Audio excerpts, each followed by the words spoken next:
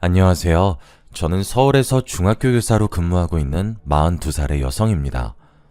교사에게 이유는 직업의 특성상 아주 불명예스러운 꼬리표죠. 특히 여성에게는 더해서 저는 어떻게든 가정을 지켜보려고 노력했지만 남편의 파렴치한 행동은 도저히 용서할 수 없었어요. 결혼해서 가정을 가지면 남자든 여자든 배우자에 대한 최소한의 도리는 지켜야 한다고 생각합니다. 남편의 가정을 유지시켜주는 기본을 무시하고 저를 몇 년 동안 감쪽같이 속였습니다. 더 기가 막힌 건 시댁 식구들은 남편의 더러운 짓거리를 다 알고 있으면서 남편과 합세해서 저를 속여왔던 거예요. 3년 전의 일이지만 그때 바보처럼 당한 걸 떠올리면 아직도 치가 떨릴 정도로 분하고 억울하기만 합니다. 남편과 친구에게 어이없는 배신을 당하고 돌아온 여성의 한풀이라고 생각하고 끝까지 들어주시기 바랍니다. 제 장래희망은 어릴 때부터 교사가 되는 것이었어요. 교사를 꿈꾸는데 큰 영향을 미친 분이 계셨는데 초등학교 6학년 때 담임선생님이셨어요. 학교를 다니기 시작하면서 제가 가장 존경하는 인물은 언제나 선생님이었고 선망의 대상이었죠. 그 중에서도 6학년 때 만난 선생님은 아주 특별했어요. 반 아이들 모두를 자식처럼 아끼고 사랑하면서 애정을 듬뿍 쏟는 분이셨죠. 그날 선생님은 제게 교무실에 가서 놓고 온 서류를 가지고 오라고 심부름을 시키셨습니다. 저는 바로 달려가서 서류를 가지고 왔는데 교실에 불이 꺼져 있었고 아무도 없었어요. 무슨 영문인지 몰라서 겁이 덜컥 나서 심호흡을 하고 떨리는 손으로 조심스럽게 문을 열었는데 불이 확 켜지면서 케이크를 든 선생님과 반 친구들이 뒷문으로 우르르 몰려들어왔어요. 자, 모두 축하 노래 시작! 생일 축하합니다. 사랑하는 지영이. 얘들아, 정말 고마워. 선생님, 진짜 감사해요. 평생 잊지 못할 생일 파티를 선물 받은 저는 나중에 아이들을 가르치는 교사가 되겠다고 결정을 하게 됐죠. 제 결심은 중고등학교 때까지 변하지 않고 이어졌습니다. 고3 때 사범대학에 가겠다고 하자 부모님은 당연히 좋아하셨어요. 그래, 교사란 직업이 안정적이니까 잘 선택했다. 옆집 민수네 엄마가 그러는데 아직까지 교사가 1등 신부감이래. 엄마는 교사가 안정적이고 출산과 육아에 아주 유리해서 여자에게 좋은 직업이라고 생각하셨죠. 시대가 변해서 저는 꼭 그런 것만 아니라고 여기며 남자보다는 안정적인 직장을 얻는 데 노력했습니다. 저는 무난하게 사범대학에 합격을 했고 같은 과 선배에게 호감을 가지게 되었어요. 그 선배도 저를 좋아하는 눈치였는데 서로 눈치만 보면서 망설이고 있었습니다. 마음 같아서는 제가 먼저 좋아한다고 고백을 하고 싶었는데 여자의 자존심이 허락하지 않았어요. 그래서 선배가 얼른 마음을 열길 기다렸죠. 그러다가 A중학교로 교생 실습을 나가게 됐습니다. A중학교로 실습을 나가는 동기는 딱 3명뿐이었습니다. 그 중에 한 명은 갑자기 엄마가 돌아가시는 바람에 실습에서 중도하차하게 되었어요. 그래서 선배와 제가 단둘이 실습을 하면서 친해지게 되었습니다. 실습하면서 서로 모르는 것이나 고민을 나누다 보니 실습이 끝나기 이틀 전 선배가 집에 가려던 저를 부르더라고요. 은미야, 오늘 나랑 술 한잔 할래? 선배, 왜 그래? 무슨 일이야? 표정이 되게 안 좋아 보여. 교무부장한테 대들었다가 개박살 났거든. 그 자식은 꼭 나만 보면 그러더라. 이번엔 또 뭐라 그랬는데? 요 앞에 호프집 가서 이야기하자. 학교 근처 호프집으로 가서 술잔을 기울이며 선배가 쏟아내는 불평을 가만히 들었습니다. 교무부장은 아주 보수적이고 대학생 신분인 교생들에게 반말을 하면서 갑질을 해대는 질이 안 좋은 교사였어요. 아침마다 직원 조회를 할 때도 교생들을 하나씩 불러서 트집을 잡았고 어떤 때는 교생들이 수업을 하고 있으면 양해도 구하지 않고 교실 밖으로 불러냈죠. 학생들이 보는 앞에서 망신을 주는 게 일상이라서 교생들 사이에서 말이 많았습니다. 저도 복도를 지나가다가 교무부장에게 걸려서 다짜고짜 폭언을 들은 적이 있었거든요. 야, 거기 너 대학에서 도대체 뭘 배웠어? 교사가 자신감 있는 목소리랑 열정적인 태도로 수업을 해야지. 기어 들어가는 목소리로 흐느적거린 꼴이라니. 학생들을 휘어잡을 수 있게 크게 말하란 말이야. 알겠어? 네, 부장님. 명심하겠습니다. 교무부장이 일부러 교생들을 깔아뭉개서 자기 지위를 과시하는 걸 알고 있어서 조언을 주의 깊게 듣지도 않았어요. 하지만 말로만 듣던 갑질을 당하니까 무척이나 자존심이 상하더군요. 교무부장은 선배에게도 갑질을 부렸어요. 그날도 선배가 열심히 수업을 하고 있는데 갑자기 뒷문이 열리더니 교무부장이 선배에게 복도로 나오라는 손짓을 했다는 거예요. 선배가 모른 척하고 계속 수업을 하자 열이 받은 교무부장이 이런 식으로 소리를 질렀대요. 야, 거기 너! 내 말 안 들려? 당장 나오라고! 나중에 말씀해 주시면 되는 거 아닙니까? 이런 일이 한두 번도 아니고 지금은 제 수업 시간입니다. 방해하지 말고 나가주세요. 뭐? 참, 성질이 더러운 교무부장이라도 학생들 앞에서 차마 욕은 하지 못하고 무안을 당하고 가버렸다고 해요. 그런데 수업을 마치고 교무실로 가자 교무부장이 화가 잔뜩 난 표정으로 선배에게 막말과 인격적인 모욕을 퍼부었다고 합니다. 선배는 전부터 교사라는 직업에 회의를 느끼고 있었는데 교무부장에게 질리도록 당한 뒤로 진로를 다시 생각하게 되었다고 해요. 나 교사 되는 건 다시 생각해 보려고. 실제로 학교에 나와서 보니까 나랑 교사는 안 맞는 것 같아. 아니야 선배, 이 학교가 이상한 거라니까? 세상에 저런 교무부장이 어딨어? 다른 학교도 그럴 것 같은데. 사실 이런 곳에 버틸 자신이 없어. 아, 모르겠다. 오늘 그냥 술이나 마시자. 선배는 엉망으로 취할 때까지 술을 마셨고 저도 그만큼 술을 마시는 바람에 순간 기억을 잃고 말았어요. 숙박업소에는 도대체 언제 온 건지 알 수 없어서 얼른 옷을 입고 선배를 깨웠습니다. 선배도 저를 보고 많이 놀랐는지 미안하다고 하더군요. 효정아, 미안해. 내가 왜 그랬지? 너무 취해서 기억이 안 나는데. 내가 무슨 짓 한 건 아니지? 일부러 너랑 자려고 술 먹자 한 건 아니고 나도 너한테 호감이 있어서. 미안하긴 뭐가 미안해. 선배가 먹인 것도 아니고 내가 먹은 건데. 나도 기억은 안 나는데 이러지 말고 해장하면서 이야기하자.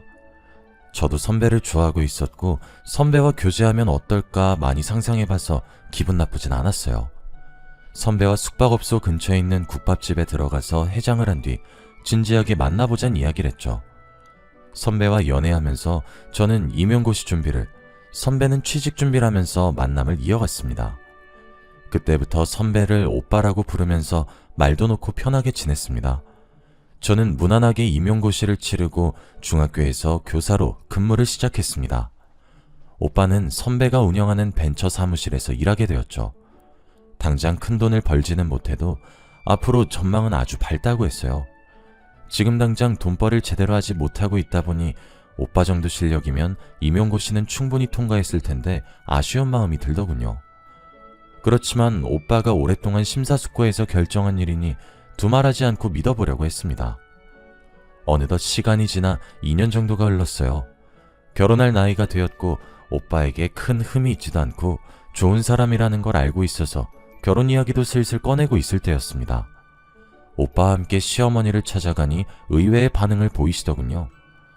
우선 급한 대로 내가 아파트 하나 장만해놨다. 평수가 작지만 둘이 살긴 괜찮을 거야. 부지런히 돈 모아서 애 생기면 큰 집으로 옮겨. 말은 이렇게 하셔도 표정만은 아주 떨떠름하셨습니다. 어쩔 수 없이 결혼시킨다는 듯한 느낌으로 말씀하셔서 저도 기분이 언짢아졌죠. 그래도 저희는 시댁에서 마련해준 아파트에서 신혼생활을 시작하게 되었습니다. 그 아파트에서 제대로 지낸 날도 1년 정도밖에 되지 않았죠. 지방에 있는 중학교로 발령이 나버려서 졸지에 주말부부 신세가 되어버렸거든요. 오빠와 함께 자녀 계획을 세우고 있어서 발령 가기 전에 많은 이야기를 나누었습니다. 아이 가지면 육아도 문제가 될 텐데 자녀 계획을 좀 미뤄야 할까? 애 갖는 건 다시 생각해보자. 3년만 지나면 교원 정기 인사이동 때 다시 서울로 올 수 있을 거야. 그래, 우선은 애 만들기 전에 열심히 벌어서 돈이나 모으고 있게. 요즘은 애 없는 부부도 많이 있으니까요. 자녀 계획을 미루는 것도 나쁘지 않다고 생각했어요. 한창 재미있을 신혼에 생이별을 해야 하는 신세가 안타까웠지만 늘 붙어있는 것보다 떨어져 있다가 만나면 정이 더 생긴단 말이 있으니까요. 정신없이 지방으로 내려가 낯선 곳에서 적응하려고 노력했죠. 몇 달이 지나자 동네 지리도 다 파악하게 되었고 친하게 지내는 동료 여교사도 생겼어요. 이름은 한수정이란 수학교사였고 나이는 저보다 3살 아래였습니다. 언니, 오늘 교무회의 할 때 학생부장이 교장한테 아양 떠는 거 봤지? 실실 웃으면서 얼마나 싸바싸바 하는데 정말 꼴 보기 싫더라. 학생부장 그러는 거 처음 보냐? 교장하고 나이도 동갑이라는데 자존심도 없나 봐. 수정이와는 뒷담화하면서 친해졌습니다. 쉬는 시간이나 점심시간 때 몰래 빠져나와서 마음에 안 드는 다른 교사들을 속이 후련해질 때까지 씹어댔죠. 처음에는 깍듯하게 존댓말하던 수정이도 저를 언니라고 불렀을 무렵에 남편 사촌 여동생의 친구라는 사실도 알게 되었는데요. 그 계기로 더 친해져서 자매처럼 붙어 다니게 되었습니다. 그런데 정이 들자마자 수정이가 서울에 있는 학교로 발령이 나버렸죠. 언니 어떡해? 서울에 가야 될 사람은 언니인데 내가 가게 됐네. 난 언니랑 학교 같이 다니고 싶은데. 괜찮아. 다음엔 내 차례 되겠지. 먼저 올라가서 자리 잡아놔. 오케이. 언니 서울에 오면 꼭 연락하기다. 얘는 당연한 거 아니야? 근데 언제 가는 건데? 그게 이번 달에 가게 됐어. 뭐? 이번 달이면 얼마 안 남았잖아. 오늘 퇴근하자마자 진탕 마시자. 수정이가 갈 날이 얼마 남지 않아서 밤늦게까지 제가 자취라는 원룸에서 이별주를 마셨습니다. 그렇게 수정이를 서울로 보내고 저 혼자서 외롭게 지내고 있었죠. 아마 우리 오빠가 없으면 주말에도 처량하게 지냈을 거예요. 그날도 주말이 되어서 오빠가 있는 집으로 올라갔는데 뭔가 이상한 느낌이 들었어요. 왠지 그 전하고는 집이 달라진 것 같았죠. 먼저 냄새부터 달라진 것 같았어요. 오빠가 혼자 사는 집이라 주말마다 제가 와서 치우고 방향제를 뿌려도 남자 특유의 냄새가 풍겼거든요. 그런데 이젠 그런 냄새가 나지 않고 제가 쓰지 않는 향수와 방향제 냄새가 나는 것 같았어요. 처음에는 제가 예민해졌다고 생각했는데 얼마 뒤에 집에 있어서는 안 되는 물건을 발견하고 말았습니다. 욕실 선반에서 여자들이 쓸만한 머리끈이 있어서 깜짝 놀랐죠. 흔히 곱창밴드라고 불리는 머리끈이었는데 아무리 생각해봐도 오빠가 그걸 사용할 것 같지 않았거든요. 그래서 오빠에게 그 머리끈을 보여주면서 물었죠. 오빠, 이게 뭐야? 나 이런 머리끈 쓴 적이 없는데 이런 게 왜 있는 거야? 며칠 전에 정혜가 와서 자고 갔거든. 그때 두고 갔나 봐. 정혜는 남편의 사촌 여동생이었어요. 대전에 살지만 서울에 자주 올라왔고 그때마다 오빠에게 들러서 가끔씩 자고 간다고 했거든요. 그런데 오빠의 변명이 너무 이상하게 느껴졌어요.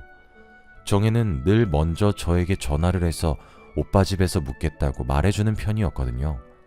잠깐 오빠를 의심했지만 정혜가 깜빡하고 전화를 안 준 거라고 생각했습니다. 그 다음날 일요일이 되어서 오랜만에 수정이에게 연락을 해서 만났죠. 그런데 제 눈길을 끄는 게 하나 있었어요. 수정이가 하고 있는 연보라색 곱창밴드였는데요. 제가 집에서 봤던 것과 똑같은 것이었어요. 하지만 똑같은 머리끈이 넘쳐나는데 그걸로 수정이를 의심한다는 건 우스운 일이었습니다. 설마 하는 마음에 혼자 피식하고 웃고 말았는데요. 그래도 수정이와 함께 있는 내내 머리끈이 신경 쓰여서 물어보고 말았습니다. 수정아, 머리끈 어디서 샀어? 되게 예쁘다. 지하상가에서 샀어. 사실 이 디자인으로 사고 싶었는데 보라색이 없더라고. 우연히 보고 이거다 싶어서 샀지. 수정이는 저와 학교에 다닐 때부터 눈에 띌 정도로 보라색을 좋아했었어요. 옷, 가방, 액세서리는 물론 볼펜이나 수첩도 보라색만 고집할 정도였으니까요. 수정이가 저 몰래 이 집에 왔다는 생각이 머릿속에서 잊혀지지 않아서 정혜에게 전화를 걸어볼 수밖에 없었죠. 여보세요? 정혜야, 혹시 지금 전화 가능하니? 어머 언니, 오랜만이야. 당연히 가능하지. 마침 너무 심심했는데 잘됐다. 무슨 일이야? 그러면 만나서 이야기할까? 내가 밥이랑 커피 사줄게. 좋지. 나 오늘 완전 프리해. 당장 서울로 고고싱 할게. 정혜를 만나서 밥을 먹고 커피를 마신 다음에 백화점에 들렀어요. 날씨가 너무 더워서 시원한 백화점 안에서 아이 쇼핑을 하려고 했죠. 그런데 보라색 머리끈이 눈에 띄어서 정혜에게 사주겠다고 내밀어 보았어요. 정혜야, 이 머리끈 어때? 보라색이 예쁘네. 하나 사줄게. 아이, 언니. 난 보라색이 안 어울려. 저번에 보라색 샀다가 애들이 엄청 뭐라 해서 혼났어. 보라색 말고 노란색 사주면 안 돼? 정혜는 보라색이 아니라 노란색 곱창 밴드를 고르더라고요. 그래서 정혜한테 묻고 말았습니다. 정혜야, 혹시 너 나한테 말 안 하고 우리 집 온 적 있어? 어? 나 그런 적 없는데. 나 항상 갈 때마다 언니한테 말했잖아. 정혜 말을 듣고 나니 화가 치밀어 올랐습니다. 저한테 말도 안 하고 여자를 재운 것도 모자라 저를 속이다뇨. 그래서 바로 오빠에게 전화를 해서 물어보았지만 오빠의 대답은 한결같았습니다. 갑자기 그 이야기는 왜 또 꺼내는 건데? 정혜가 기억을 못하는 거겠지. 정혜 바꿔봐. 애꿎은 정혜한테 화풀이를 하려고 하길래 저는 됐다고 했죠. 제대로 된 증거를 확인해봐야겠다는 생각에 얼른 정혜와 헤어지고 오빠와 살던 집으로 돌아왔습니다. 그래서 관리사무소에 가서 CCTV를 보여달라고 했죠. CCTV요? 무슨 일 있으셨길래 갑자기 물어보시는 거죠? 남편이 바람 피는 것 같아서 그래요. 딱 한 번만 보여주시면 안 될까요? 그건 곤란합니다. 주민이라고 다 공개해드리는 게 아니라 경찰이 정식으로 요청했을 때만 보여드리고 있어요. 저도 알아요. 그런데 여자가 다녀간 흔적이 보여서 그래요. 비밀로 할 테니까 조금만 보여주세요. 네? 이혼 이야기까지 꺼내면서 직원에게 사정하니까 망설이다가 제게 서류를 내밀더니 사인을 해달라고 하더군요. 여기서 보기만 하셔야 합니다. 영상 휴대폰 같은 걸로 촬영하시면 안 돼요. 그리고 어떤 이유로든 영상을 증거로 쓰시려면 경찰의 허락을 받아오셔야 해요. 직원은 제가 말한 해당 날짜를 찾아서 엘리베이터 앞을 찍은 동영상을 보여주었어요. 시간이 오후쯤으로 빠르게 돌아가다가 엘리베이터 앞으로 한 여성이 다가오자 빠르게 감기를 멈추었죠. 고개를 숙이긴 했지만 보라색 밴드로 머리를 묶은 걸 보고 수정이가 확실하다고 생각했어요. 하지만 저는 끝까지 아니라고 부정하며 CCTV 화면에서 눈을 떼지 않았죠. 거울 앞에 선 여자가 고개를 든 순간 저는 집을 찾아온 여자가 수정이란 사실을 확실하게 알게 되었습니다. 엘리베이터를 탄 수정이는 주저없이 제 집이 있는 8층 버튼을 누르고 있더군요. 이제 어떻게 해야 좋을지 머릿속이 혼란스러워졌습니다. 제 눈으로 확인했지만 도저히 믿을 수가 없었거든요. 충격받은 모습 그대로 집으로 올라가 멍하니 앉아있기만 했습니다. 그런데 TV 선반 밑에 무언가가 반짝이더군요. 저게 뭔가 손을 넣어서 꺼내보니 보라색 머리핀을 발견하고 말았습니다. 의심할 여지 없이 수정이의 것이었죠. 도대체 몇 번이나 이 집을 왔던 걸까요? 제가 모르는 사이에 수정이의 흔적이 집을 점령하고 있었다는 생각에 더 이상 보고만 있을 수 없었습니다. 만나서 결판을 지으려고 수정이와 약속을 잡았는데요. 수정이 집 근처 카페로 가니 수정이가 뭣도 모르고 저를 반기더군요. 언니, 방학도 끝났고 주말도 아닌데 서울엔 웬일이야? 너한테 줄 게 있어서 휴가 내고 올라왔어. 나한테 줄 게 뭔데 휴가까지 냈다는 거야? 저는 머리핀과 밴드를 카페의 테이블에 올려놨습니다. 그랬더니 수정이의 얼굴에서 핏기가 싹 사라지더군요. 너 보라색 좋아하잖아. 어떤 정신 나간 년이 내 집에 흘리고 갔더라? 네 생각나서 가지고 왔어. 꼭 네가 흘리고 간 것 같아서 기분이 더럽더라고. 언니, 미안해. 오빠랑 나는 그냥 친구처럼 지내다가. 뭐? 친구처럼 지내? 난 너를 동생처럼 생각했는데 네가 어떻게 나한테 이런 더러운 짓을 해? 저는 소리를 지르면서 수정이의 얼굴에 물을 끼얹었습니다. 카페에 있던 사람들이 모두 놀라서 쳐다보았죠. 하지만 그런 건 아무 상관 없었어요. 여기가 수정이 동네고 오히려 수정이를 이상한 눈빛으로 보길 원했어요.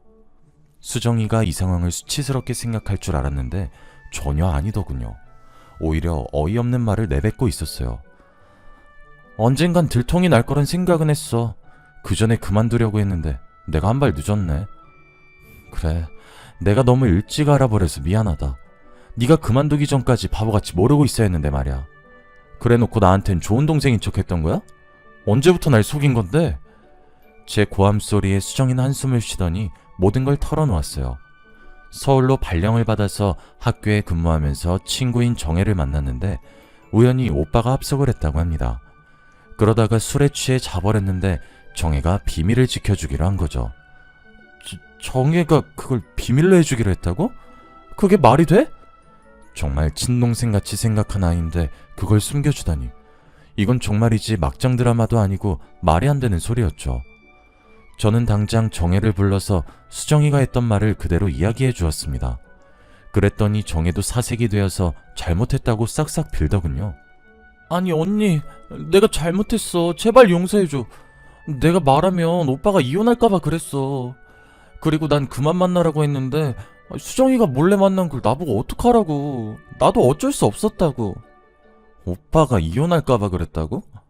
그럼 나는 끝까지 내 친구랑 잔 놈이랑 지내라고 둔 거야? 너 진짜 못됐다. 어떻게 사람이 그러니? 난 억울해. 오빠랑 수정이가 말하지 말라고 협박하고 맨날 전화했는데 나보고 어떻게 말하라는 거야. 정혜는 더 이상 말하지 못하고 흐느껴 울기만 했어요. 그래요. 정혜가 무슨 잘못이 있겠어요. 저라도 제 동생이나 오빠가 그랬으면 말 못했을 것 같아서 심호흡을 하면서 겨우 진정을 했어요. 그래서 정혜한테 어떻게 둘이서 만나게 된 건지 물어보았습니다. 단짝 친구였던 수정이가 서울로 오자 정혜는 바로 서울로 달려왔고 둘은 밤이 늦도록 술을 마시면서 쌓였던 회포를 풀었다고 해요. 그러다 술값이 너무 많이 나오자 정혜가 오빠를 부르겠다고 한 겁니다. 수정아, 우리 오빠 보고 술값 내달라고 할까? 오빠 지금 집에 혼자 있을 것 같은데. 그래? 나야 좋지. 오라고 해. 오빠가 술집 내준다고 하면 와인바도 같이 가자고 하자. 둘은 의기투합해서 혼자 있는 오빠를 불러냈고 오빠도 거절할 이유가 없었죠. 정혜와 수정이 있는 술집으로 와서는 같이 술을 마시기 시작했습니다. 수정아, 우리 오빠가 술값 내준대. 와인바도 같이 가주겠대. 엄청 멋있지? 정혜야, 입에 침이나 바르고 그런 소리 해라. 맨날 배 나온 아저씨라고 타박만 하더니 왜 이래? 몰라서 물어. 비행기 태워줬으니 한턱 쏘라는 거지. 알았어. 오늘은 내가 다 쏠게. 정혜는 술에 취했지만 수정과 오빠가 여러 번 눈이 마주치고 묘한 분위기가 풍긴다는 사실을 알아차렸다고 합니다. 그러다 새벽까지 같이 술을 마셨고 수정이는 술에 취할수록 오빠에게 아양을 떨었다고 하죠. 정혜도 무척이나 취해 둘이 붙어있지 말라고 중얼거렸다고 하는데요. 정신을 차렸을 때에는 택시 아니었고 택시 아저씨가 도착했으니 얼른 내리라고 소리를 지르고 있었다고 했습니다. 그래서 얼른 내려서 집으로 들어가 잠에 들었는데 다음날 오빠가 전화를 해 충격적인 말을 전했다고 합니다. 너 오늘 수정이 만난 거 말하면 안 된다. 어제 한 짓 다 잊어버려야 돼. 뭐? 어제 한 짓? 정혜는 그제야 어제 일어난 일들을 떠올렸다고 했습니다. 수정이와 오빠가 기대다가 끌어안고 입을 맞추던 게 생각이나 정혜가 펄쩍 뛰었다고 말해주었죠. 오빠 미쳤어? 설마 수정이랑 잔 건 아니지? 시끄러워. 자든 말든 말하지 말라고. 이혼당하면 네 탓인 줄 알아? 그러다 들키면 난 어쩌라고. 나더러 가정 파탄범이 되라는 말이야? 절대 안 돼. 안 들킬 자신 있어. 우리만 비밀 지키면 돼. 생각해봐. 마누라가 우리 만난 걸 어떻게 알겠어? 말이 된 소리래.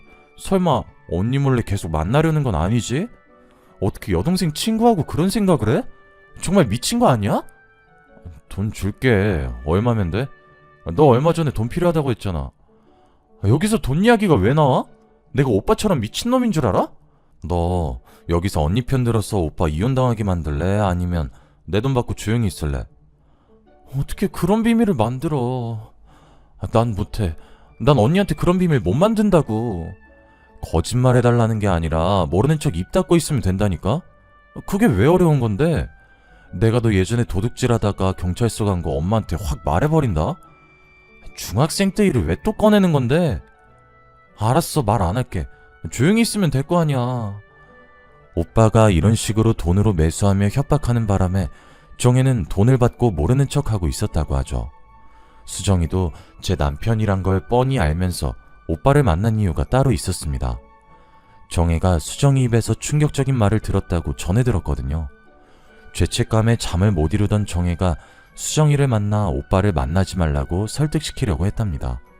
유부남을 왜 만나려고 하냐고 다른 남자를 소개시켜주겠다고 하니 수정이 충격적인 대답을 했다고 하더군요. 남자? 나 남자 만날 생각 없어. 만나서 엔조이하기에 유부남이 딱 좋지. 싱글들은 한두 번 관계하면 꼭 자기 여자라고 생각하고 덤벼들어서 골치 아프다니까. 그런데 유부남이 뒤끝이 없어. 내가 해봐서 알아. 뭐? 너 정말로 유부남이랑 사귀어 본 적 있어? 몇 번 있었어. 용돈 준다니까 만난 거지 뭐. 정혜는 얌전한 줄 알았던 수정이에게 이런 발칙한 면이 있을 거라고는 생각조차 못했다고 합니다. 정혜에게 이런 자초지종을 듣고 나니 이제 오빠와 관계를 어떻게 정리할까 고민이 되었습니다. 마음 같아서는 오빠의 뺨을 후려갈기고 깨끗하게 갈라서 버리고 싶었죠. 그런데 제 발목을 잡는 게 하나 있었습니다. 교사라는 제 직업 때문이었죠. 제가 이혼하면 학교에 소문이 날 것 같아서 고민이 되었습니다. 제가 다니는 중학교의 여교사도 남편의 불륜으로 이혼을 했는데 정말 웃기는 건 소문이 이상하게 나서 그 여교사가 바람을 피워서 남편에게 이혼을 당했다는 말로 와전이 되고 말았습니다.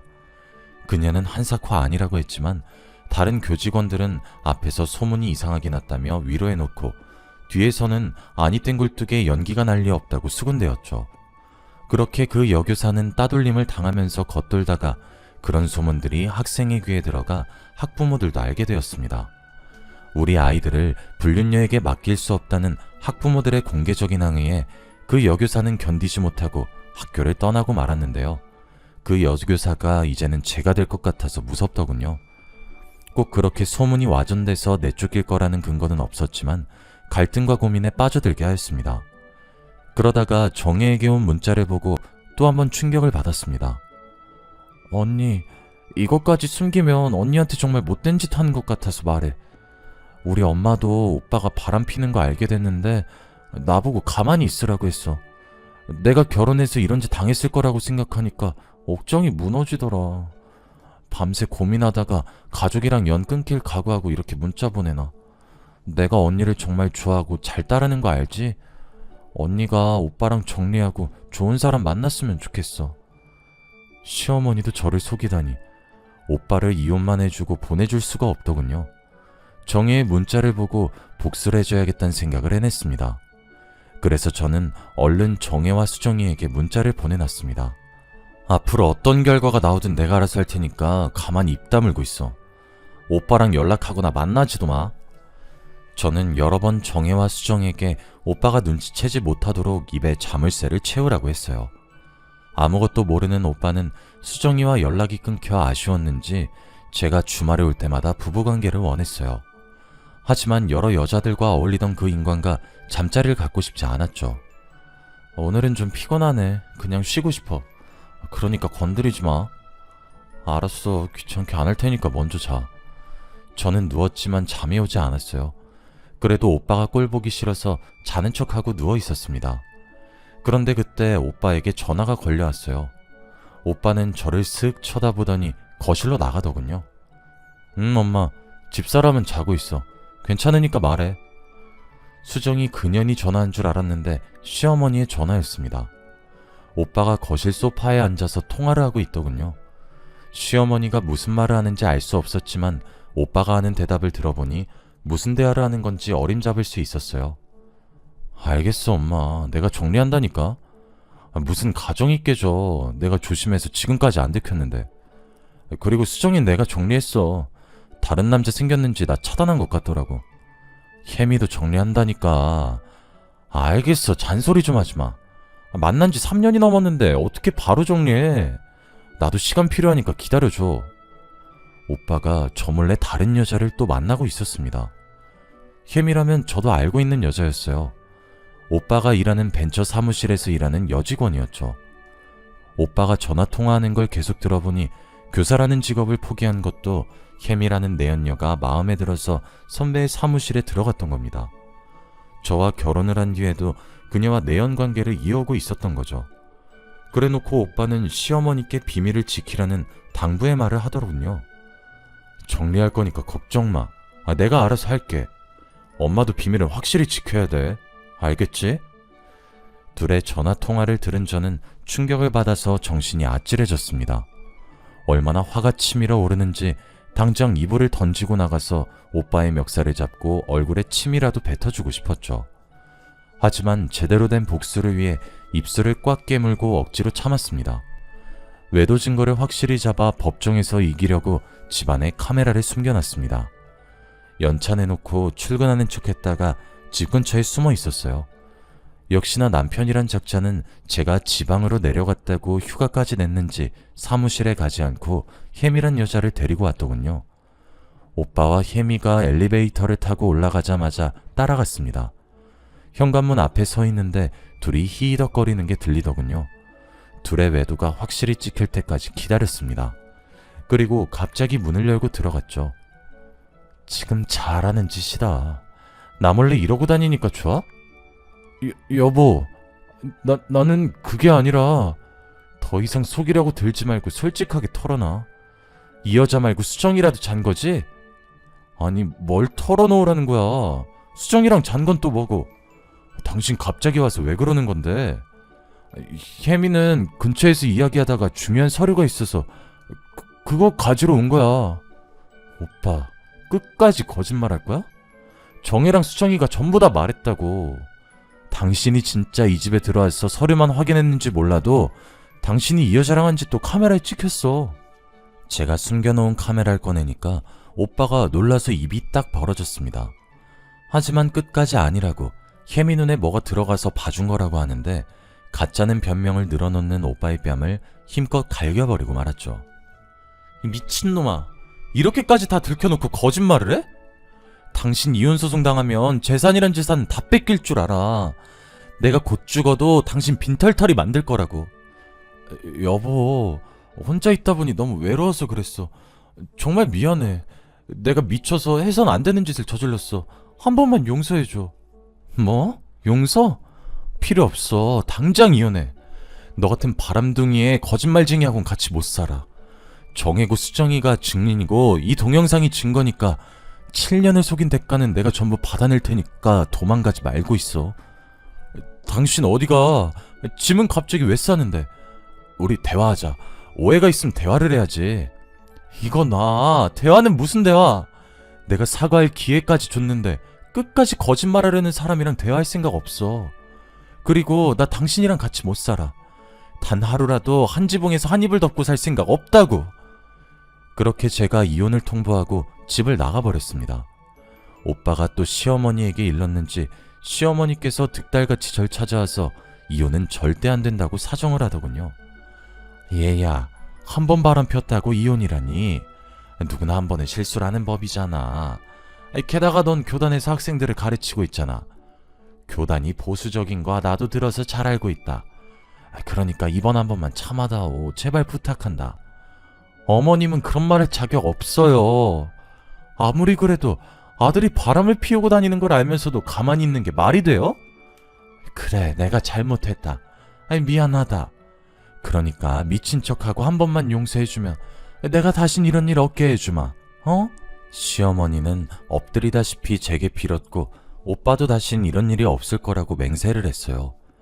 제가 불안해할까봐 학교랑 가까운 곳으로 신혼생활을 다시 시작하자며 사랑을 속삭이는데 흔들릴 수밖에 없더군요. 몸이 멀어져서 외로웠던 거라고 호소해서 이사를 가서 다시 살아볼까 고민이 됐어요. 오빠가 그 뒤로도 자기가 바람을 피면 있는 재산을 다 내놓겠다고 했거든요. 시어머니도 울다가 쓰러졌단 소식에 동정이 일었죠. 그런데 오빠의 휴대폰에서 시어머니의 눈물이 가증스러운 악어의 눈물이란 걸 알게 되었어요. 시어머니가 오빠에게 보낸 문자가 아주 소름 끼치더군요. 그년이 이혼하자고 날뛸 때는 성질 죽이느라고 아주 힘들었다. 이혼은 안 된다. 위자료가 너무 아깝잖아. 그리고 네가 왜 잘못했니? 그년이 여자 구실을 못하니까 네가 바람피는 거지. 혜미 집안만 좋았으면 그 애랑 결혼시켰을 텐데. 에휴, 골치 아프게 시리. 그 문자를 보는 순간 뚜껑이 확 열려버렸고 제정신이 아니게 됐어요. 당장 수소문해서 변호사를 선임하고 이혼소송을 해버렸죠. 그리고 시어머니의 얼굴에 소송 서류를 던져버리고 말았습니다. 위자료가 그렇게 아까우셨어요? 그럼 아들 단속을 좀 잘 하시지 그러셨어요. 제가 웬만하면 참으려고 했는데 이젠 어머님이 가진 재산 전부 긁어가야 성질이 풀리겠어요. 얘야, 갑자기 왜 그러니? 위자료는 또 무슨 말이고? 어머님이 보낸 문자 다 봤어요. 제가 여자 구실 못하니까 바람 피는 거라면서요? 그렇게 불만이시면 그냥 이혼시키시지. 왜 그러셨어요? 문자를 봤다고? 아니야. 내가 홧김에 보낸 문자라고. 우리 소송 같은 거 하지 말고 대화로 풀자. 어? 시어머니가 급하게 제 바지를 잡고 매달렸지만 확 밀어내고 말았죠. 저는 수정이와 혜미에게 상간녀 소송을 걸고 위자료를 확실히 받아 챙겼습니다. 아파트와 오빠가 가진 재산 대부분을 받아내 시댁을 알거지로 만들어버렸는데요. 오빠가 바람을 폈다는 소문이 흘러들어갔는지 벤처 사무실에서 쫓겨났다고 하더군요. 이혼한 뒤 학교에 저에 대한 소문이 돌지 않을까 걱정했는데 3개월 만에 서울에 있는 학교로 발령받게 되었습니다. 그래서 사람들이 제 치부를 알게 될까봐 불안해하지 않아도 됐죠. 여러분들 중에서도 배우자의 외도를 알고 참고 계시는 분들이 있을 거란 생각이 듭니다. 하지만 아무 희망이 없는 현실을 참고 견디는 것보다 새로운 인생을 찾는 게 훨씬 더 의미 있으실 거예요. 두려워하지 마시고 잘못된 게 있으면 바로 잡으시고 저처럼 제대로 된 보상을 받으시길 바랍니다. 더 이상 불륜으로 상처받는 사람이 없길 바라며 이만 글을 줄이도록 하겠습니다. 감사합니다.